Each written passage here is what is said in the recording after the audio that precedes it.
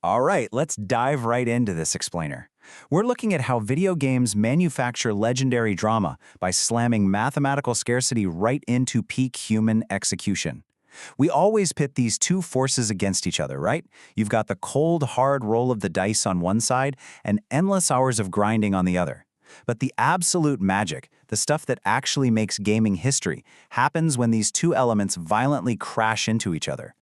So what exactly do a $2.5 million digital knife and a zero point 0.1 second reflex have in common? To figure out why we actually play, we have to look at the massive gap between uncontrollable chance and absolute frame-perfect mastery. It's all about how games manipulate the boundaries of what we can control and what we can't, which generates this incredible addictive tension. Section 1. Games of Pure Chance. We are starting on the extreme end of the gaming spectrum here. Environments where your skill means absolutely nothing. 1 in 4 billion. That staggering number is the probability of finding 2 Spinda in Pokémon with the exact same spot pattern. It makes a shiny match virtually impossible. The Pokédex literally tells us every single Spinda has a completely unique pattern. Factor in the already wild odds of finding a differently colored or shiny Pokémon, and finding 2 identical shiny Spindas is just a mathematical anomaly. It's basically the developers hiding a lottery ticket in the game's code, fully knowing almost no one is ever going to cash it in. And that brings us to this. $2.5 million. That's the estimated value of the Counter-Strike 2 Karambit case-hardened Blue Gem Pattern 387. And guys, this isn't Monopoly money. This is a real-world valuation for a digital knife. It's widely considered the most expensive skin in the history of the game, simply because the play side is completely covered in a super rare blue pattern. But here's the kicker. This massive valuation is entirely driven by luck. Your mathematical odds of actually unboxing that factory new knife? 1 in 131 million. To put that into perspective, you literally have better odds of winning the actual lottery than pulling this exact item from a digital loot case. Counter-Strike skins have a market cap in the billions, driven entirely by the same manufactured scarcity that makes real-world diamonds so valuable. You can't practice for this. You just have to be impossibly astronomically lucky.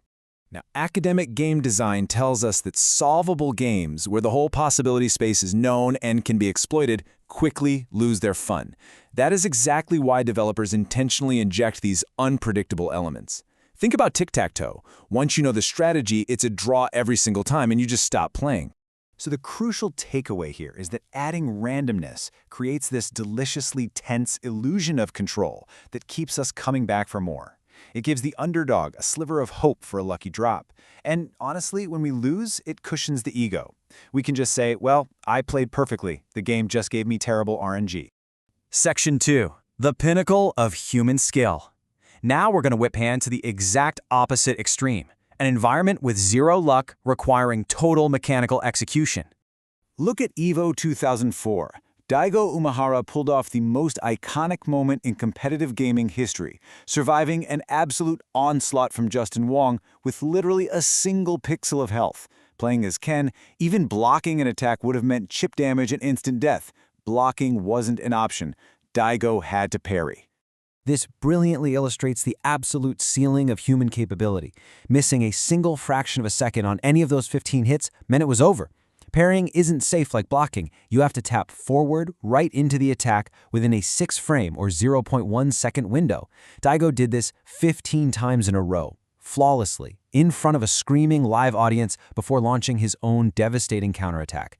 It is a pure, unadulterated test of nerve and superhuman muscle memory. Section 3. When skill meets RNG. Let's see how this all builds when the luck of the lottery crashes directly into the skill of a machine. Minecraft speedrunning is the perfect example of this dialectic crash.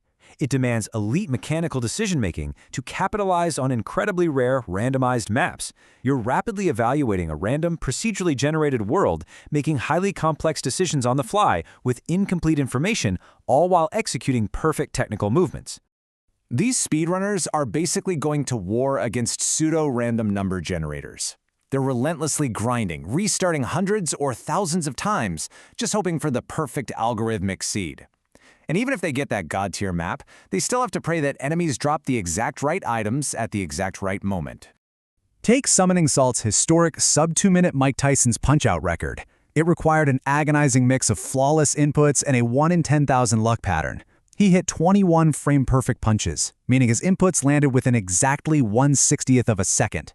But even with that godlike skill, the record was only possible because the AI Mike Tyson randomly chose a highly specific, super rare attack pattern. Without that luck, the skill would have been completely wasted. Section 4. The agony and the ecstasy. Because when success requires blending this high skill with volatile randomness, the game can bite back hard in the most heartbreaking ways imaginable.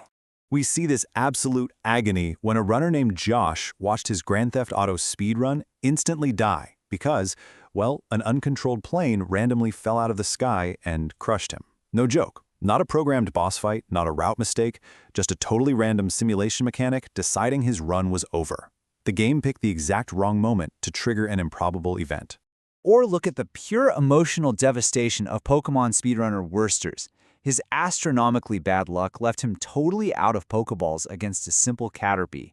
He went in with 5 Pokeballs, mathematically a near certainty to catch this low-level bug, but the random number generator failed him 5 times in a row, completely dead-ending the run right then and there. Just a brutal display of sheer bad luck. This tension between extreme skill and luck even creates massive controversies. Like when the Minecraft verification team had to bust out rigorous statistics, specifically the binomial theorem, to factually evaluate an impossibly lucky streak. It just shows how mathematically obsessed these communities have to be to separate genuine lottery-level luck from actual cheating. Section 5. Why we keep playing. So, why do we subject ourselves to this madness where perfection can be derailed by a digital coin toss? Well, as Kyle Giddens' framework points out, top-tier gamers face the curse of diminishing returns. Beating a record becomes this Sisyphean grind for better luck. Once your skill caps out, the only way to beat the world record is to literally roll better digital dice than the last guy. You just have to grind until you're handed that god seed. Ultimately, it's this exact intersection of unknowable odds and sheer perseverance that pushes human performance to its absolute limits. Because the outcomes are uncertain, players have to constantly analyze risks, adapt on the fly, and salvage terrible luck using pure mechanical brilliance. The randomness is what forces the skill to evolve. Which leaves us with a fascinating paradox to consider. The next time you celebrate an incredible gaming victory, ask yourself, who really rolled the winning dice? Was it the countless hours you spent perfecting your timing? Or did a line of code deep within the game simply decide it was finally your turn to win? I hope this explainer gave you a new perspective on the games we play. Until next time, keep analyzing the odds.